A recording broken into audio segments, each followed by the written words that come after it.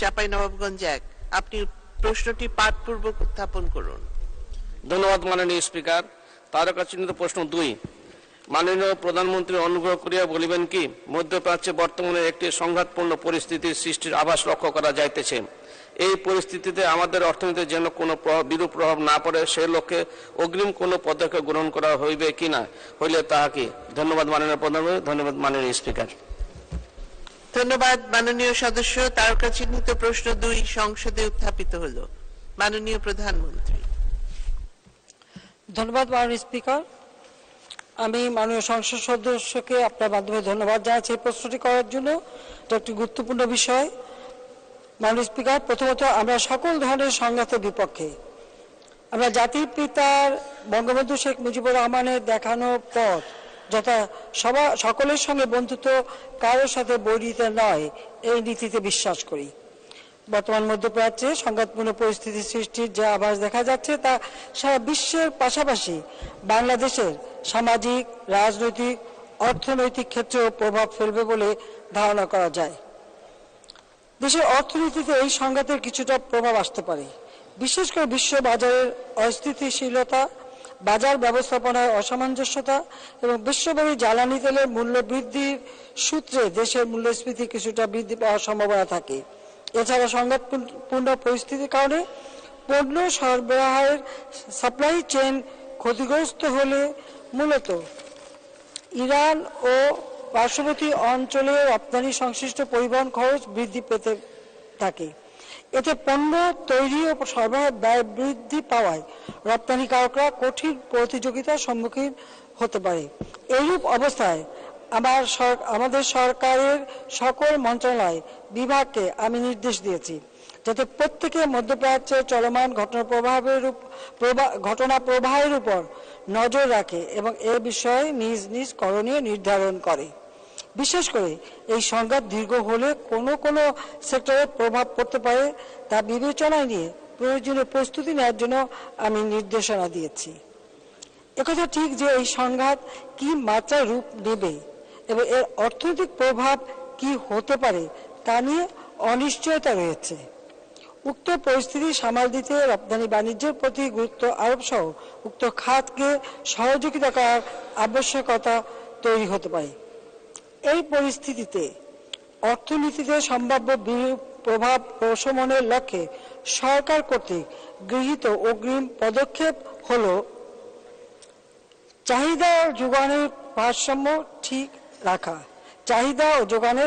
ঠিক রাখা, প্রবাসীদের রেমিটেন্স প্রদানের জন্য কোনো সমস্যার সম্মুখীন না হয় সেই উদ্দেশ্যে রেমিটেন্স প্রদান সহজীকরণ করা হয়েছে এবং রেমিটেন্স প্রদানে উৎসাহিত করার লক্ষ্যে 2.50% নগদ প্রণোদনা ও 22 অক্টোবর 2023 হতে কার্যকর ব্যাংকগুলো দেওয়া অতিরিক্ত আরও 2.50% যে প্রণোদনা প্রদান করা হচ্ছে তা অব্যাহত রাখা, রপ্তানিমুখী প্রতিষ্ঠানসমূহকে অধিকতর অভিজ্ঞতা সহনশীল করার পাশাপাশি দেশের রপ্তানিমুখী শিল্পের বিকাশ ও প্রসারের চলমান ধারা অব্যাহত রাখার লক্ষ্যে পর্যাপ্ত তারল্য নিশ্চিত করবে সহজ শর্তে যে রপ্তানি সহায়ক প্রাক অর্থায়ন তহবিল export facilitation pre finance fund গঠন করা হয়েছে তা অব্যাহত রাখা, নিকট ভবিষ্যতে সরবরাহ সংকটের ফলে সৃষ্ট মূল্যস্ফীতি নিয়ন্ত্রণের উদ্দেশ্যে অভ্যন্তরীণ উৎপাদন বাড়ানোর লক্ষ্যে অর্থনীতির অগ্রাধিকারমূলক খাতসমূহ যেমন কৃষি, এমএসএমই, বৃহৎ শিল্প ও সেবা খাতের জন্য গৃহীত স্বল্প সুদ ভিত্তিক পূর্ণ অর্থায়ন স্কিমসমূহ অব্যাহত রাখা। প্রসঙ্গত উল্লেখ্য, ইতোপূর্বে কোভিড-19 মহামারীর প্রাদুর্ভাব ও রাশিয়া ইউক্রেন যুদ্ধের কারণে সৃষ্ট অর্থনৈতিক বিরূপ পরিস্থিতির মোকাবেলায় বাংলাদেশ ব্যাংক কর্তৃক কতিপয় পদক্ষেপ গ্রহণ করা হয়। ঋণ পরিশোধ সহজীকরণ তথা ঋণের অংশবিশেষ পরিশোধের মাধ্যমে ঋণ নিয়মিত রাখা, 3টি পর্যায়ে সরকার কর্তৃক ক্ষতিগ্রস্ত বৃহৎ শিল্প প্রতিষ্ঠান কর্তৃক গৃহীত ঋণের সুদ ভর্তুকি সুবিধা প্রদান, শিল্প প্রতিষ্ঠানের শ্রমিক কর্মচারীদের বেতন ভাতা প্রদানের লক্ষ্যে তহবিল সহায়তা প্রদান, রপ্তানি সহায়ক প্রাক অর্থায়ন তহবিল, প্রি শিপমেন্ট ক্রেডিট তহবিল সহ রপ্তানি ও বৈদেশিক মুদ্রা অর্জন অব্যাহত রাখার জন্য বিশেষ তহবিল গঠন। কৃষি, এমএসএমই সহ বিশেষ খাতসমূহকে সহায়তা প্রদানের লক্ষ্যে প্রাক অর্থায়ন পুনঃ অর্থায়ন তহবিল গঠন ইত্যাদি। উল্লিখিত সহায়তা সমূহের অনেকগুলো অদ্যাবধি চলমান রয়েছে। এর ফলে রপ্তানি উৎপাদনমুখী শিল্প প্রতিষ্ঠান সহ দেশের ব্যবসা বাণিজ্য পূর্বের তুলনায় ঘাত সহনশীল হয়েছে। বর্তমানে সরকার ও বাংলাদেশ ব্যাংক দেশের অর্থনীতিতে মধ্যপ্রাচ্য সৃষ্ট সংঘাতপূর্ণ পরিস্থিতির প্রভাব নিবিড়ভাবে পর্যবেক্ষণ করছে। শিল্প ব্যবসা সহ দেশের কোনো খাতে এর প্রভাব অনুভূত হলে পূর্বের ন্যায় প্রয়োজনীয় নীতি সহায়তা প্রদান করা হবে। মধ্যপ্রাচ্যের সংঘাতপূর্ণ পরিস্থিতিতে ইরানের পার্শ্ববর্তী হরমুজ প্রণালীতে জাহাজ চলাচল বিঘ্নিত হলে স্পট মার্কেটের এলএনজি সরবরাহে কিছুটা বিরূপ প্রতিক্রিয়া পড়তে পারে। পাশাপাশি জ্বালানি তেলের মূল্য বৃদ্ধি ও এলএনজির মূল্য বৃদ্ধির সম্ভাবনা রয়েছে।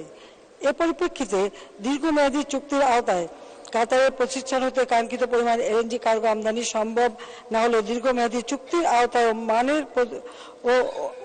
আওতায় এবং ওমানের প্রতিষ্ঠান ও স্পট মার্কেটে হতে অতিরিক্ত এলএনজি আমদানির সুযোগ রয়েছে।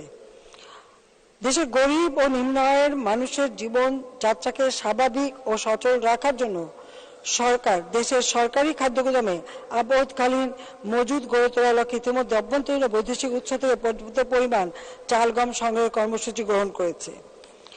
অভ্যন্তরীণ উৎস হতে চাল সংগ্রহের লক্ষ্যে আগামী বোরো ও গম সংগ্রহ 2024 মৌসুমে সর্বমোট 15.75 আসলে এটা এখন 17 লক্ষ মেট্রিক টন খাদ্যশস্য সংগ্রহের লক্ষ্যমাত্রা নির্ধারণ করা হয়েছে।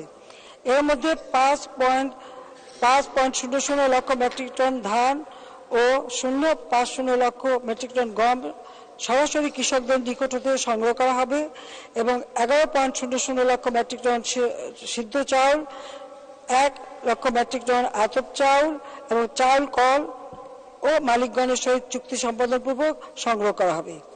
এছাড়া 2023-24 অর্থ বছরে আন্তর্জাতিক কোটেশনের মাধ্যমে 4 লক্ষ মেট্রিক টন ও G2G ভিত্তিতে রাশিয়াতে 6 লক্ষ মেট্রিক টন সহ সর্বমোট 10 লক্ষ মেট্রিক টন গম আমদানির চুক্তি সম্পাদিত হয়েছে।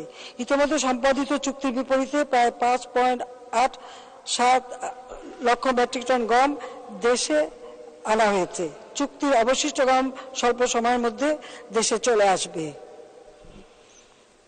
মধ্যপ্রাচ্যে বর্তমানে একটি সংঘাতপূর্ণ পরিস্থিতির প্রভাব চলমান বৈশ্বিক সংকটের মাঝে আমাদের অর্থনীতিতে তথা public food distribution system PFDS এর বিভিন্ন খাতসমূহে সংশ্লিষ্ট দপ্তর অথবা বাহিনী বা সংস্থা প্রকল্পের চাহিদা অনুযায়ী যথাসময়ে প্রয়োজনীয় পরিমাণ খাদ্যশস্য সরবরাহ অব্যাহত রাখা যায় সে লক্ষ্যে সরকারি খাদ্য গুদাম সমূহে পর্যাপ্ত পরিমাণ খাদ্যশস্য মজুদ রাখার বিষয়ে ব্যবস্থা গ্রহণ করা হয়েছে।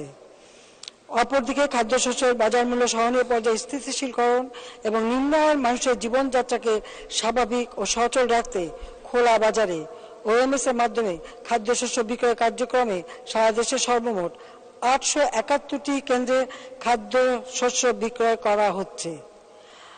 এছাড়া সাধারণ OMS এর পাশাপাশি টিসিবির মাধ্যমে OMS খাতে সারা দেশে টিসিবি কার্ডধারী 1 কোটি পরিবারের মাঝে চাল বিতরণ করা হচ্ছে। এর বাইরে খাদ্য বান্ধব কর্মসূচির আওতায় ইউনিয়ন পর্যায়ে বসবাসরত হতদরিদ্র 50 লক্ষ পরিবারের মাঝে 15 টাকা কেজি দরে 30 কেজি করে বছরে চাল এবং কর্মাভাবকালীন 5 মাস চাল বিতরণের কর্মসূচি চলমান রয়েছে।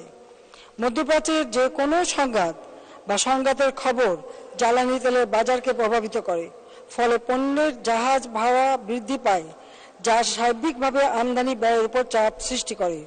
অন্যান্য পণ্যের ন্যায় সার আমদানি ব্যয়েও এর প্রভাব পড়তে পারে। বিশেষ করে সারের ক্ষেত্রে বিকল্প উৎস হিসেবে চীন, মরক্কো, তিউনিসিয়া, কানাডা, রাশিয়া ইত্যাদি দেশের সাথে বিদ্যমান সম্পর্ক আরো জোরদার করা হবে, ফলে এই সমস্যা হতে উত্তরণ অনেকাংশে সম্ভব হবে।